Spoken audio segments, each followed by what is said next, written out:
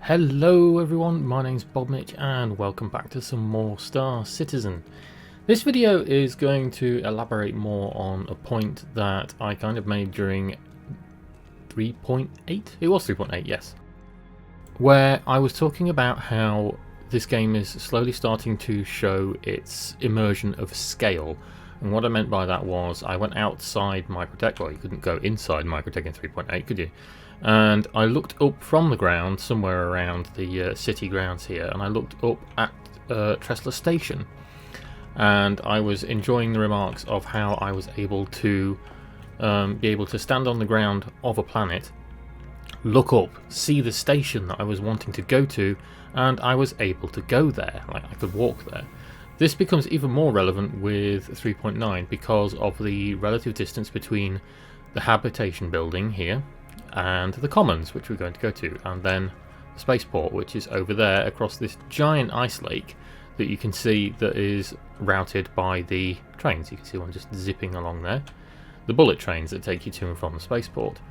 The cool thing about 3.9 is, with the commons and with the spaceport, both of them have planetary surface exits. So they're like airlocks, but they're not really airlocks.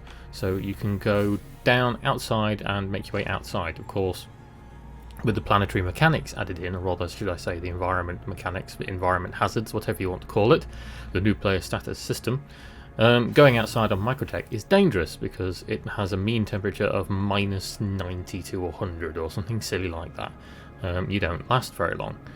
However, I want to do this because it adds another fun element that I really do enjoy.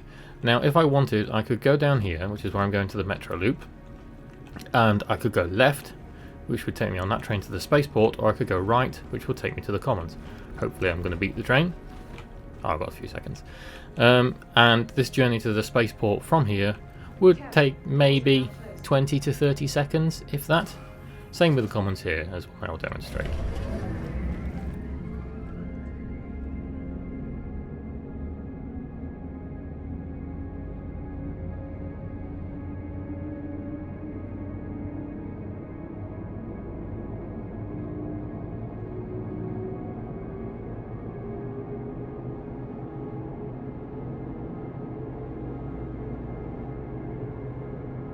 Going in that tunnel is genuinely scary at that kind of speed.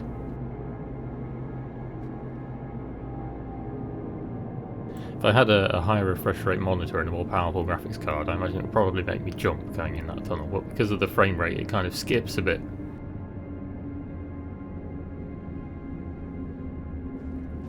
Okay, so here we are at the commons. And that took, what, 30, 40 seconds? So we'll make our way up through the commons area.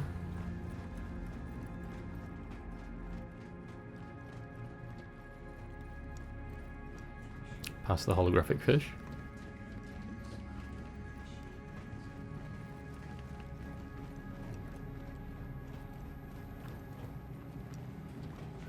And take a right past all the yoga and joggy people. We'll go past the climbing wall. And either side here you have these surface entrances, so we'll take one of these lifts down, or elevators if you like.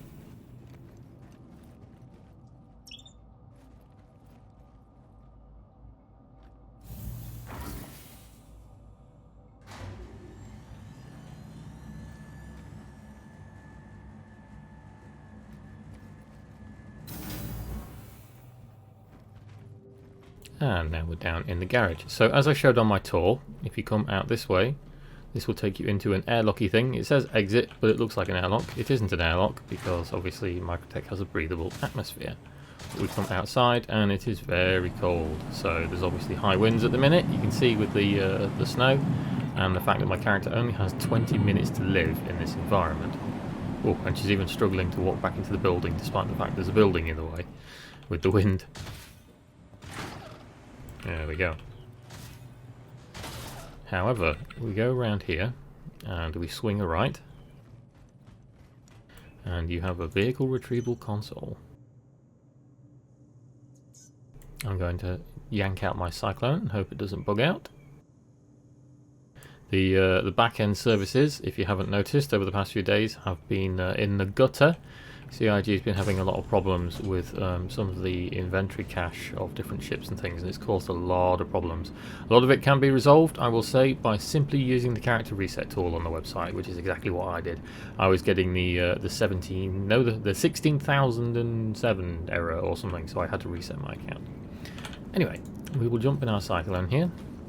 This Cyclone, or rather the Cyclones have a bug, maybe it's just this specific model, I don't know, where you have to call the garage to open it from within the seat, otherwise the door won't open. So you could just contact the Commons parking here and they'll open the door for you. You are clear to launch. You shall turn that engine on. And we shall go outside into the great vastness of Microtech's freezing atmosphere. Okay, I have an hour to live from within inside my Cyclone. It's not going to take me that long to get where I'm going. But just to prove the point, again you can see it's very stormy. And there's the Commons over there, and there's the rest of New Babbage. We'll spin round and we'll head out towards the Ice Lake, because my destination is over there. So, the point of this, again, to show the enjoyment of scale, rather than taking the train, that would take me maybe 30 to 40 seconds to transfer across this giant ice lake here along the tracks you can see just to the left.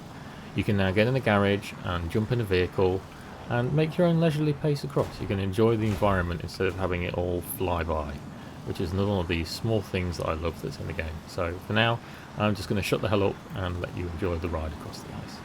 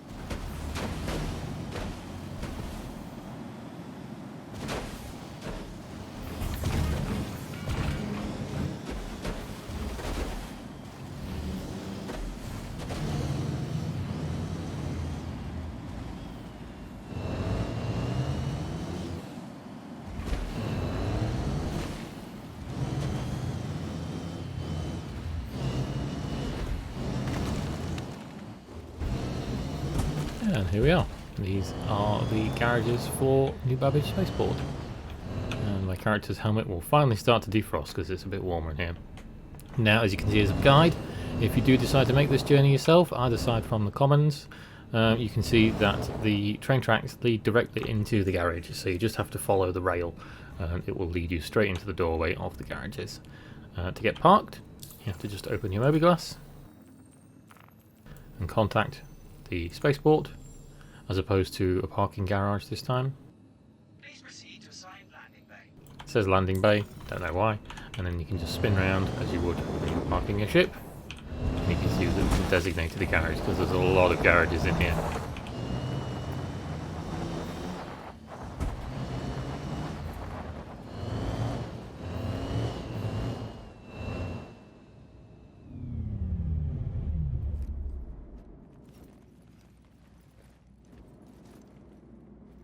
And there we go.